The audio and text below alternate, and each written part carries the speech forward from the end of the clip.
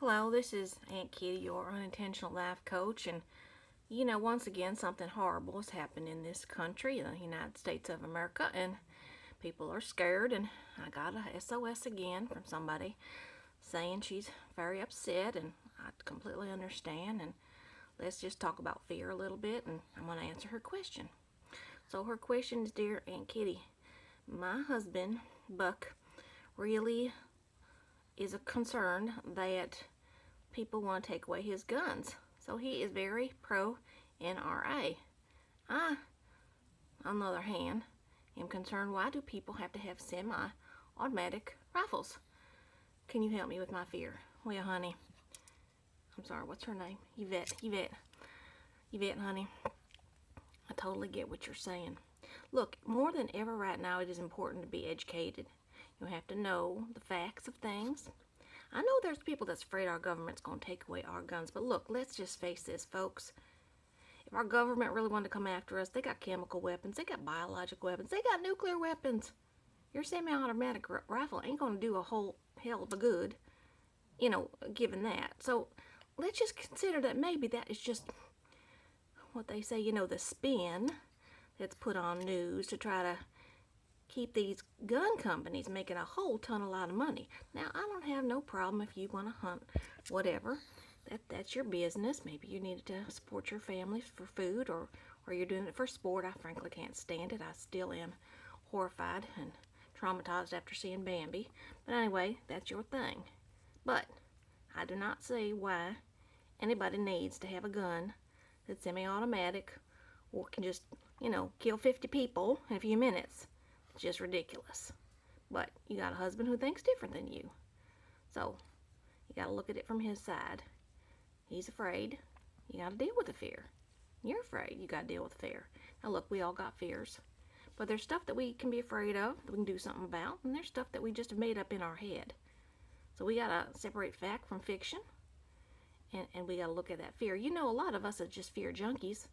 It's just another addiction. If you're watching the news like 12 hours a day about the same damn story that's about violence and terrorism, you might just have an addiction on your hands. You might as well be shooting some heroin in your arm. That adrenaline is some power stuff. So, honey, do your education. Make sure you're well informed. If you're following a media source, make sure you follow it to the end and see, are they reputable, or do they come from some, let's say, Russian or some other country that just wants to mess us up. Now, we have to stick together, y'all. We're all in this together. Even if we have different opinions, let's figure out how we can come together on this. People shouldn't have to be afraid to go to a concert. That is just ridiculous. So, honey, I feel for you. I know you're afraid. But I also know you can't follow that crazy mind that makes you afraid of everything. That's that part of your mind, part of your brain that was made to help you when a saber-toothed tiger come at you, so you can run really fast. Well, they don't have saber-toothed tigers no more, but we still act like we have them. So you got to breathe deep. You got to get in your right mind. That one that's connected to wisdom, higher wisdom. You got to have education and then take action about it. Whether you do something to protect your family, or you're doing something to protect your community or educate them, or bring people together who feel very differently. I think this is the time to come together. We've got to have dialogue. And we got to be serious about what is driving our fears. What is driving us. If you are addicted to that adrenaline, turn off those things that make you go crazy, that make you so fearful, you're going to lose your dang mind. You need to check in on the news? I found something called The Skim. I really like it. It just gives me a little paragraph of what's going on. If I want to know more, I'll find out more. Or turn on your TV that you really like for about 10 minutes. But then go about your business. Go about your business doing something good for yourself and for your community and for your people. Be willing to stand up, show up, speak up.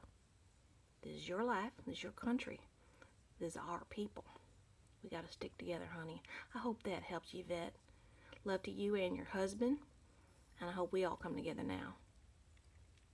Bye.